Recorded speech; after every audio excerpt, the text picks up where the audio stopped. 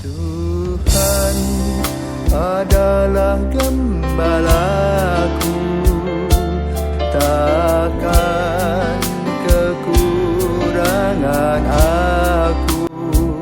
Saudara-saudara yang terkasih dalam Kristus, selamat pagi.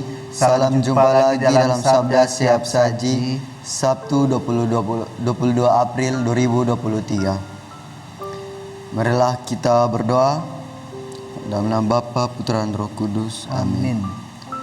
Hai umat milik Tuhan, wartakanlah kebijaksanaan Allah yang telah memanggil kalian dari kegelapan masuk ke dalam cahaya-Nya yang menunjukkan. Haleluya. Allah Bapa yang Maha Penyayang, melalui misteri Paskah Putramu, Engkau telah menghancurkan kuasa dosa yang membelenggu kami.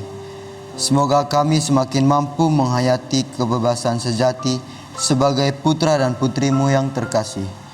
Dengan pengantaran Tuhan kami, Yesus Kristus, Putramu yang hidup dan berkuasa bersama Dikau dalam persatuan Roh Kudus, Allah sepanjang segala masa. Amin. Tuhan bersamamu dan bersama rohmu. Inilah Injil Yesus Kristus menurut Yohanes. Dimuliakanlah Tuhan. Setelah mempergandakan roti dan memberi makan 5.000 orang, Yesus mengundurkan diri ke gunung.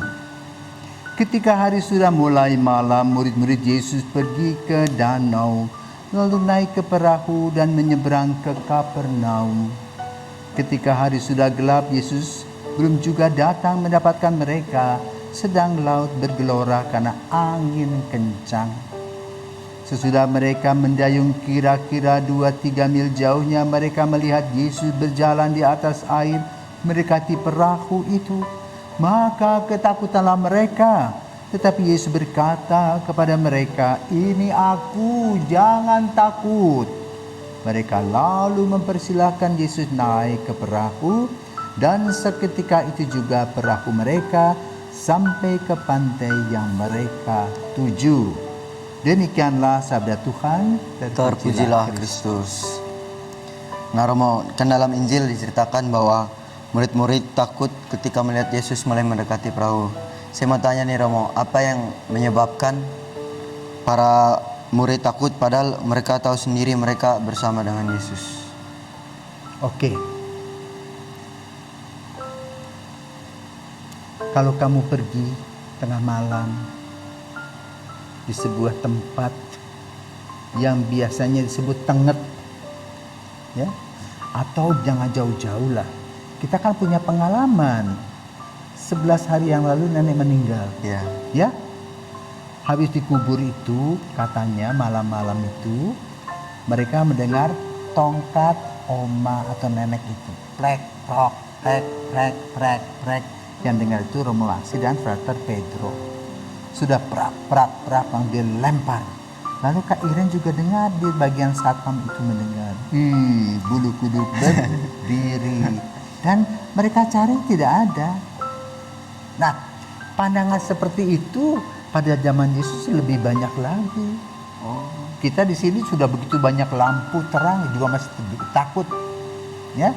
Jadi wajar kalau para murid berpikir yang ada di danau berjalan itu hantu, karena belum pernah ada orang yang jalan di atas air kecuali pemain surfing, ya toh? Lain, gitu. Ini di danau zaman Yesus. Nah, tetapi kembali dulu. Kemarin dulu tuh Yesus memberi makan 5.000 orang. 5.000 orang.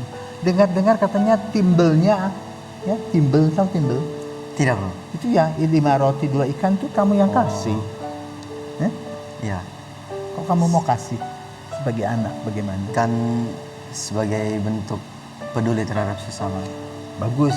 Berarti ini kan calon pastor ya. Terutama bagi ibu-ibu, bapak-bapak ya yang di depan saya ini sekarang.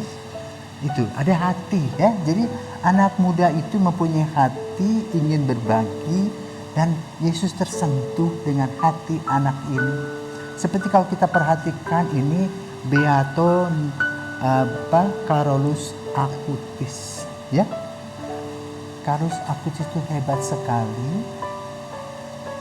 Sejak dia menerima komuni pertama, dia begitu dekat dengan Yesus. Dan setiap hari dia harus merayakan Ekaristi, padahalnya kepalanya kanker. Dalam waktu yang begitu dekat, dia mempunyai relasi yang dekat dengan Yesus. Nah, kembali kepada para murid tadi. Para murid, mereka baru sadar ketika Yesus mengatakan, Akulah. Dan mereka dengar suara Yesus. Ya? Dan ketika mereka mendengar suara Yesus, mereka percaya. Maka kita pun kamu juga mesti mendengarkan suara Yesus.